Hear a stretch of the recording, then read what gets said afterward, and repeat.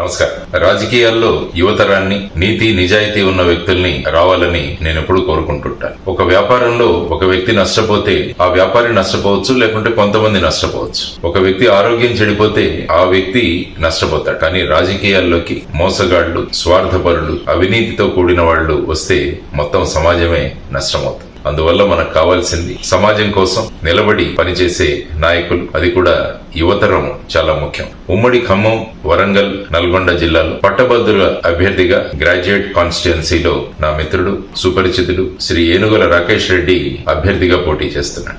సామాన్య రైతు కుటుంబంలో పుట్టి ఆ తర్వాత బిట్స్ పిలాని లాంటి సంస్థకు వెళ్లి గోల్డ్ మెడల్ సంపాదించి అమెరికా లాంటి దేశాల్లో వెళ్లాల్సిన అవకాశం ఉన్నా కూడా వాటిని వదులుకొని సమాజం కోసం రాజకీయాల్లోకి వచ్చాడు రాకేష్ రెడ్డి. వరదల సమయంలో కానీ మిగతా అనేక సందర్భాలలో యువతరానికి ఉద్యోగాలు కల్పించడంలో ముందడుగు వేస్తూ సమాజానికి ఎంతో పాటుపడ్డాడు రాకేష్ రెడ్డి. ఈ ఎన్నికల్లో మన పట్టభద్రుల గ్రాడ్యుయేట్ కాన్స్టిట్యుయెన్సీలో తన అభ్యర్థిగా నిలబడ్డాడని తెలిసి చాలా సంతోషమైంది. అందువల్ల మీ అమూల్యమైన ఓటు మొదటి ప్రాధాన్యత సీరియల్ నంబర్ 3లో ఉన్న ఏనుగుల రాకేష్ రెడ్డికి వేసి అఖండ మెజారిటీతో ఆయన్ను గెలిపించడం కాదు, మనల్ని మనం గెలిపించుకుందామని మీ అందరికీ విన్నపం చేస్తున్నాను.